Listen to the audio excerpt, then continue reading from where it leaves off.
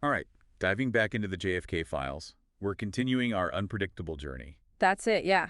We're calling this deep dive, focusing on files 351 to 400. That's a solid 50 documents to unpack. Exactly, 50 more. And as always, everything we talk about comes directly from these files. No outside info. Right, just what we found in these particular files. Which is what makes this series so, I don't know, exciting. A little nerve-wracking. Oh, absolutely. The way these files are named, it's like they just threw darts at a board to decide. Uh-huh, pretty much. Yeah, there's no index, no helpful titles, just boom, file 104, whatever. Exactly. So each batch, like these 50, could have anything.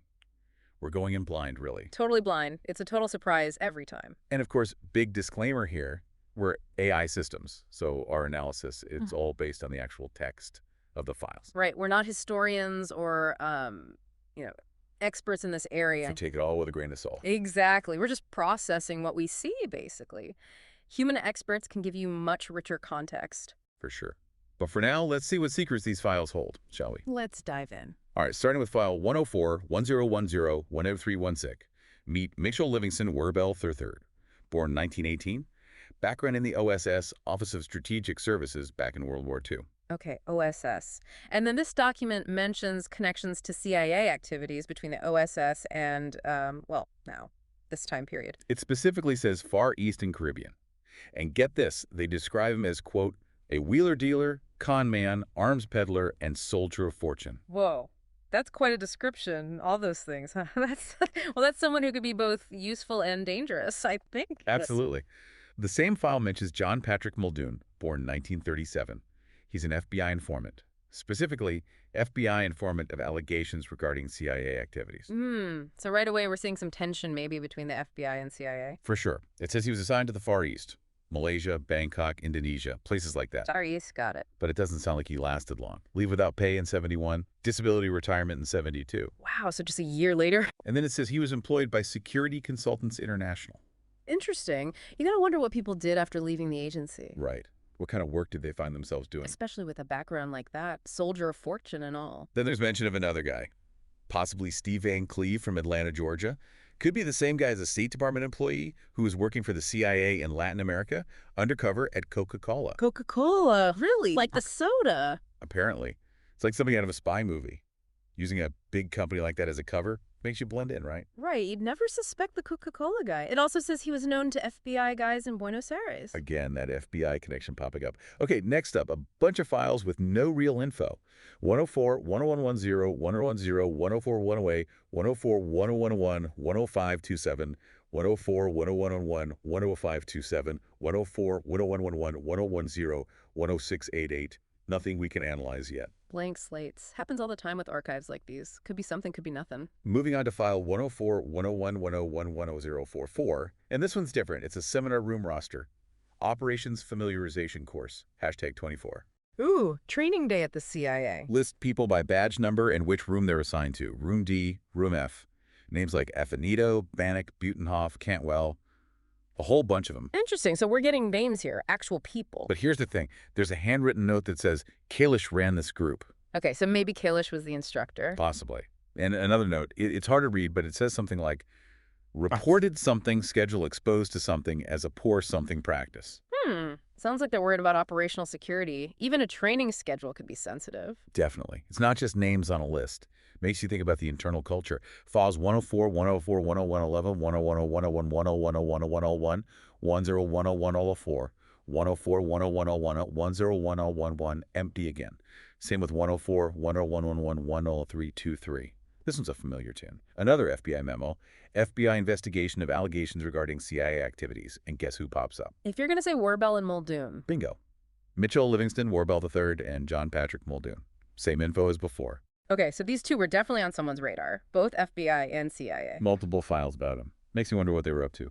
File 104, 101, reserve 30, 1030, empty. Moving on to a whole cluster.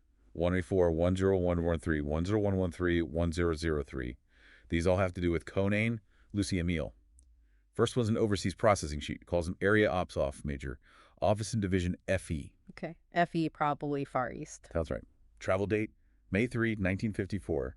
Destination, Saigon, with the code 13-2. I wonder what the 13-2 refers to. Some specific location or unit within Saigon, I imagine. Right, makes sense. Polygraph date, September 53. Clearances for Siri PTO SIQ, but there's a note that he might not travel after all. Interesting. Sounds like there were some changes afoot. Then we have travel orders for Lucien E. Coney. Oh, 104 1011 div 100331 authorizes travel from D.C. to Saigon, Indo-Canada, same 13-2 code. Purpose. TDY 85 days, but it's phrased oddly, like he's only allowed to be in Indochina for a year total. So this TDY is part of a longer assignment. That's how it reads. It even says 150 pounds of operational excess baggage authorized, and he's under MAG cover. Probably Military Assistance Advisory Group. A way to blend in, have a military reason for being there. Ah, cover. Makes sense. But hold on, because the next two files, 104, 10113, 19332, and 104, 104, 10113, 10033, they cancel and amend the Saigon trip. Instead, it's Lucien Lacone going from D.C. to Athens, Greece, then Frankfurt, Germany, and back. This is April 54. Okay, so a detour to Europe before Saigon. Seems like it. Mm. One mentions operational matters in connection with REPC. REPC, another mystery code. And only tourist flights available, so limited baggage. Interesting, right? Yeah, it makes you wonder what was so urgent that they had to change plans and couldn't even take much with them. Then, file 104, 10113, 10004, another overseas processing sheet, but for Conane, Lucien MLC. Different office this time, DDPSE, probably Deputy Directorate for Plan Southeast. Yeah. And a new number, 505. Still May 3, 1954 for travel. Destination AG and FG. AG and FG, more codes. But get this, the polygraph date is September 14, 1963, almost 10 years later than the first processing sheet. Huh, that's weird. Maybe a different sheet altogether, or a clerical error. Could be. And the last one in this set, 104, 101113, 100035, another travel order for Lucien E. Coney. Same as before, Athens and Frankfurt, operational matters, with REPC, military cover authorized. So some back and forth or multiple versions of these travel arrangements? Wow, a lot of paperwork for one trip. Or maybe multiple trips. Right. Next up is a big one. Files 104, 10113, 10113, 10258. That's 78 files. And they're all about a request for alias documentation for someone called AUSFINE 117. 78 files. That's a lot of paperwork for one alias. Definitely indicates something important, right? For sure. Sounds like serious undercover work. Yeah. And from what we can see, it's for Robert Peñalini and Hero Pino Espina. They want a Nicaraguan passport. A Nicaraguan passport. Okay. They also want an arrival departure record, INNS form I-94, prepared for whoever this is. And get this, it says the passport should include a forged U.S. multiple entry tourist visa and a fake entry into the U.S. through Miami back in early April 63. Whoa, a fake visa and entry record. That's next level stuff. It also says the person's real identity is top secret, and the passport should be good till the end of 63. They even give a permanent address in Managua, Nicaragua. Wow, they thought of everything. It's fascinating how they went about creating these fake identities. Right. Okay, next up, another massive set of files. 104, 111, 104, 1801, 190, 111, 10163. That's 122 files. 122. This must be a big deal. Who are we dealing with now? This whole bunch seems to be about a guy named Court Foster Wood. Okay, Court Foster Wood. Got it. The main source of info is a Michael Weimer Stratton. They were high school friends, apparently. High school buddies. Interesting. There's stuff about Wood's family. His dad was a lawyer. Then there's all these details about Wood's life, like he went to the University of Virginia Extension School, also Georgetown College. Stratton went to night classes at UVA, too. So they stayed in touch, even after high school. It seems like it. Then things get interesting. There's a description of a phone call from Christmas 1960. Wood apparently said some stuff about liking Cuba. Cuba. That's sensitive territory in this time period. Exactly. And he mentioned something called the Fair Play for Cuba Committee. Oh, wow. That's a group the government was definitely keeping an eye on. And Stratton says Wood told him he was going to Cuba. That would definitely raise some eyebrows. There's even stuff about the people who visited Wood's apartment, described as beatnik types and street pickup type. Sounds like they were painting a picture of him as a bit of a rebel, maybe even a security risk. Definitely a thorough background check at the very least. Okay, file 104, 100, 115, 10074. This one's about Batista Laureano, also known as Davis Rudolph Richard. He was the Secretary of Military Affairs for something called the Movimiento Democrático Cristiano, MDC, in Miami. MDC Miami. Sounds like Cuban exile groups. Right. It says he was provisionally approved by the CIA in December 59, then fully approved in February 60. They wanted to use him as an FP agent in Havana. FP agent Havana. So involved in Cuba in some way. He was 32 at the time. Cuban exile from a rich family. Of record. Interesting. So they were recruiting from these exile groups. Absolutely. It mentions a letter from November 63 confirming he worked for the MDC with Poviello Democratic Cristianos as his cover. Okay, so undercover within the exile community.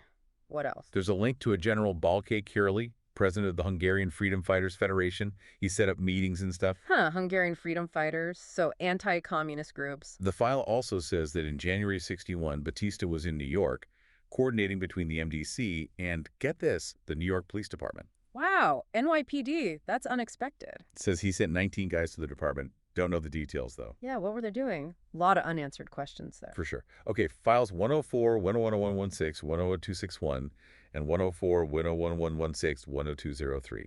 These are identical.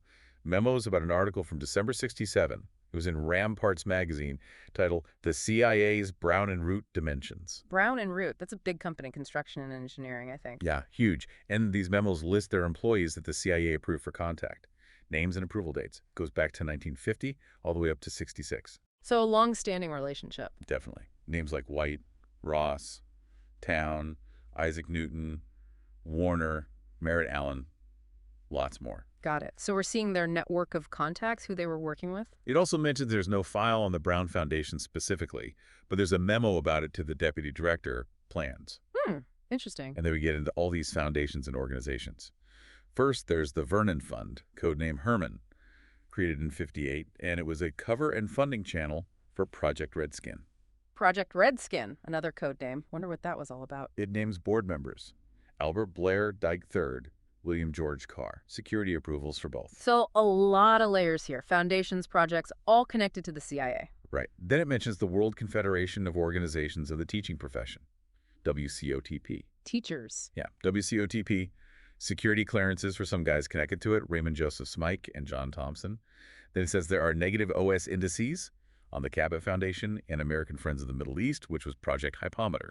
OS indices, probably their internal security system or something. Probably. And get this, more names with security clearances: George Rufus Brown and Herman Brown.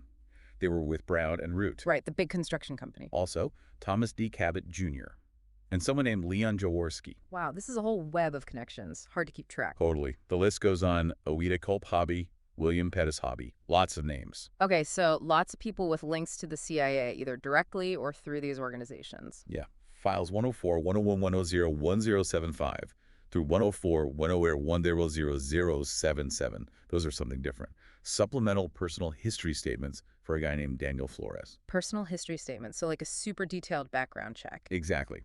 His birth date and place, citizenship, marriage status. His wife was Dorothy Ann Arnett Flores. They had kids. Daniel, Kendra, and Zola Marie Flores. Wow, they really dug deep. Addresses and residences in Lima, Peru, Guayaquil, Ecuador, Vienna, Virginia, Washington, D.C. Okay, so he moved around quite a bit. Yeah. Then they go into his work history. Hilburn's Drugstore, Diamond Grocery Store, San Marcos Baptist Academy, Economy Department Stores, and the United States Marine Corps. Wow, quite a variety. Yeah. The statements go into detail about his time in the Marines, also his finances, bank info, credit references. They even list his knowledge of different areas, his foreign travels, language skills. He spoke Spanish. Makes sense. You'd want to know all that if you're bringing someone into the CIA. Totally. There's info on his education and even references and people he knew. Thorough is an understatement. File 104, 10114, 10268. This one's a list. Contract terminations from June 1977. Terminations, so people leaving the agency. Looks like it. Names, social security numbers, service file numbers. They even list what kind of employee each person was. Contract employee, independent contractor, consultant, FBIS, foreign national. Okay, interesting. Gives us an idea of the types of roles within the CIA. Definitely. Each entry also says which organization they were with and the exact date they left. Got it. File 104, 10117, 10296. Nothing there, unfortunately. But the next set is big. 104, 10118, 101, 118, 11433. These are all memorandum for the record, dated March 29, 1962, about a review of the Kirkpatrick Committee Report. Kirkpatrick Committee Report, wasn't that about how the CIA was organized and managed? Exactly. Recommendations for changes all over the place, within the Office of the DCI, The Comptroller, Office of Coordination, Public Relations, even talks about reduction of force and making a project review committee. Sounds like they're trying to streamline things, maybe. Possibly. It also gets into the Deputy Director for Research, even considerations for ox cart operations. Oxcart, wasn't that was the spy plane program, right? Top secret. That's the one. Then there are suggestions for the Deputy Director, plans, things like getting rid of the ADDPA position, combining staffs, changes to the Domestic Division, Air Proprietaries Branch, that's CAT, Civil Air Transport, the Operational Aids Unit. Whoa, lots of moving parts here. A real shake Echo. up. They also talk about the Deputy Director, Research, Hmm. the Development Projects Division, Technical Services Division, all that. And it mentions working with the State Department. Right. The liaison on SIGINT policy and, get this, black propaganda. Black propaganda. Wow. That's getting into some murky territory. Definitely. These memos really show how they were scrutinizing themselves and how they worked. They wanted to make improvements. Yeah, a real behind-the-scenes look. After those memos, there's one from J. Patrick Coyne, the Inspector General. He's giving feedback on the suggestions. Mm-hmm. And in October '62, Lyman B. Kirkpatrick, the Executive Director, wrote a report about putting those suggestions into action. So they took this review seriously. Yeah, they did. Okay, almost done.